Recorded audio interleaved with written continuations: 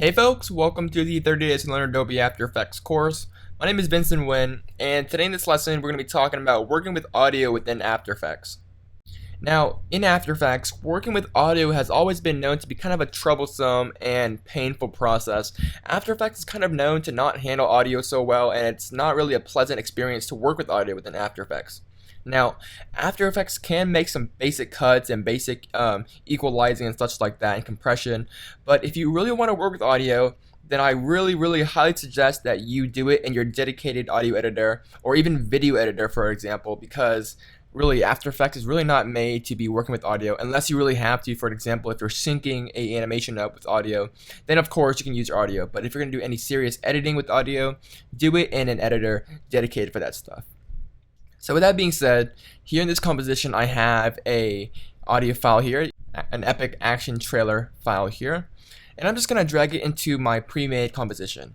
Now if you drag this audio layer into the new comp button, it's going to create a new composition with the exact durations, but we don't really need that in this demonstration here. So we have an audio file here, and the first thing you may notice if you're familiar with an audio editor is, wow, this is really useful right here. We just have a very simple bar, the duration of the track, and this is not really helpful. So how the heck do we see our waveforms? Because it's really useful to see waveforms when working with audio. Now you can show your waveforms by hitting the L button on your keyboard. Hit L, and the first thing right off the bat, you're going to see the audio levels, which again may be helpful for you already. You can animate this and control the volume or the level of your audio track.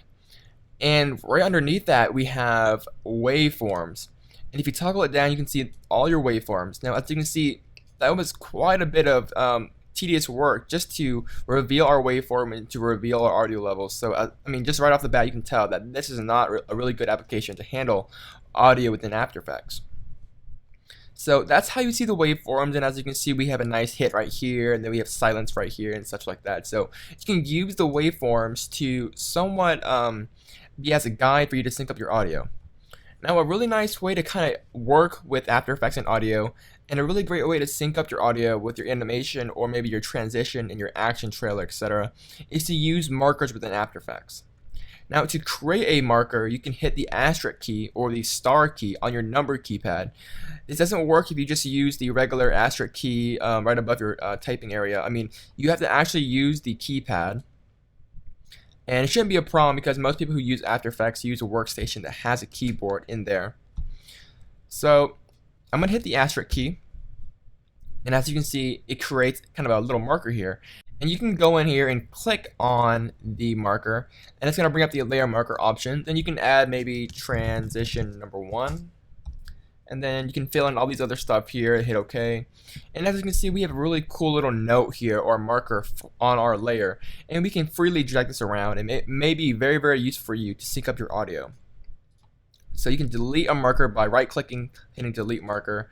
Now if you want to create a composition marker, make sure that you're not selecting any single layer. So I'm going to click away here, and by hitting the asterisk key you'll bring a marker in for the composition as you see up here.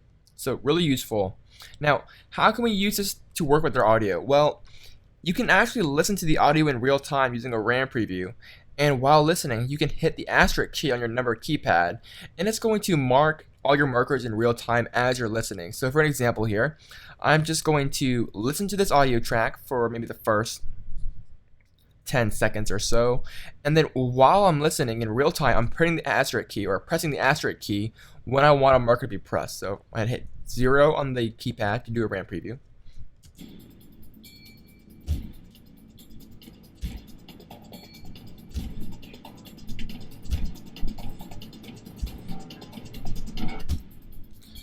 So as you can see, it's a really useful process while you're listening to mark the points where you want a transition to happen. For example, I did a marker at every single strong beat, and you can use that as kind of a guide to maybe transition to a new scene or maybe cut to a new scene. So by using markers, it's really easy to sync up your audio and to visually see what's going on in your audio. Where do you want to cut? Where do you want to transition? It's really useful this way. Now, one final thing before I go, I want to talk about audio visualization, and this is going to be kind of a little fun extra tip for all you audio junkies out there that want to visualize your audio real quick. Now, After Effects has a really useful little effect to kind of visualize your audio, And it may be very, very useful to you guys out there that kind of want to add somewhat of a visual to maybe your mix or your track. And it is kind of a little fun thing I'm going to show you. So I'm going to create a new layer here. You will call this visualization and hit OK. And then I'm going to go to the effects and presets here and search in audio. And under generate, you should see audio spectrum right here.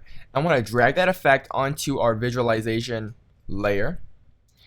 And right off the bat, you see this kind of digital waveform here, I guess. Now, right here it says audio layer. Now, it wants us to select our audio layer. So in this case, I'm going to select our audio layer, the Epic Action Trailer layer. And if we just make some adjustments here, you can see that we have some very basic adjustments that a lot of audio engineers, audio designers will know, such as frequency and maximum height and bands and all that great stuff. But I'm going to crank up the maximum height just so we get a more obvious effect here. And I'm going to change the color to maybe a blue color. And then change the outside color to maybe this darker blue. So we kind of get that club spectrum look. And there's a lot of more options that you can play with. But basically what this does is it visualizes your audio in a pretty unique way. So if I do a quick RAM preview.